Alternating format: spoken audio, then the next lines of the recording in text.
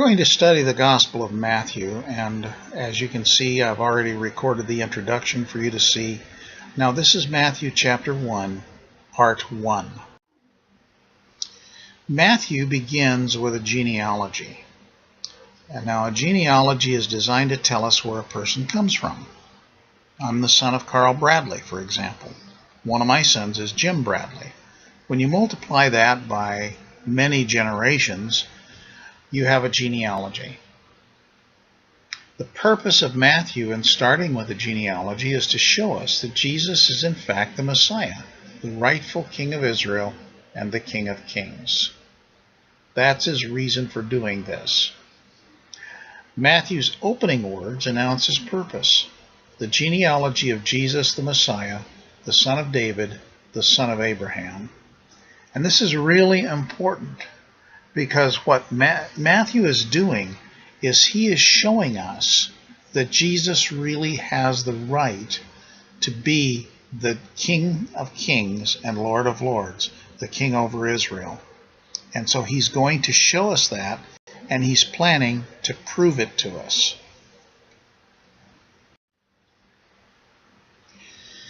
The genealogy that you're reading belongs to Joseph. If you read on down and you read to the end and you get to chapter 1, verse 16, the verse tells us that.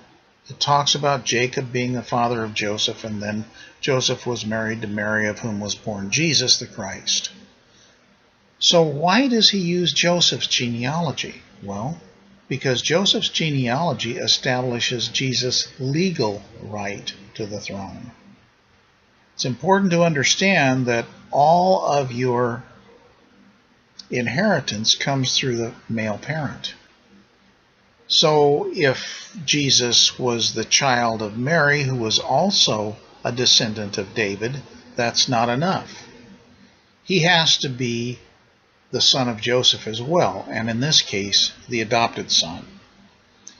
So this establishes Jesus' legal right to the throne. It makes him also the fulfillment of all the messianic prophecies of the Bible.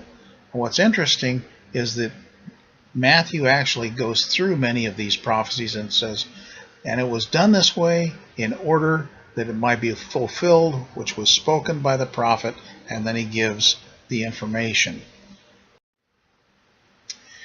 Now, there are a few peculiarities in this genealogy. In the first place, there are 4 women listed. Now, Jewish genealogies did not typically list women. They weren't considered as part of the line that brought the heir into existence.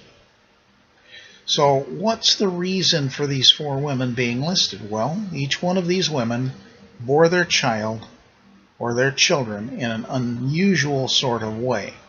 For example, Tamar was not Judah's wife. She was his son's originally. His son had died, and then Judah took her under some unusual and kind of improper circumstances, and she had children by him. Rahab was a prostitute who ran a brothel in Jericho. Ruth was a Moabitess, and she would not have been allowed to enter the congregation of the Lord up until the 10th generation. Bathsheba, who is unnamed in the text, had been the wife of Uriah the Hittite, but David stole her and murdered Uriah. So there's that. And then also there are 3 rounds of 14 generations mentioned. Now it's important to understand that we know that there were more than 14 generations in these rounds. We can go back to the Old Testament and look and determine that. But evidently, Matthew wanted to know just the main players, and he did that primarily, we believe, for memory purposes. So you have the 3 rounds of generations, one going from Abraham to David, one going from David to the captivity, one going from the captivity to Jesus, and each one of those contains 14 generations. Matthew chapter 1, verse 16 tells us the most important thing. Jacob was the father of Joseph.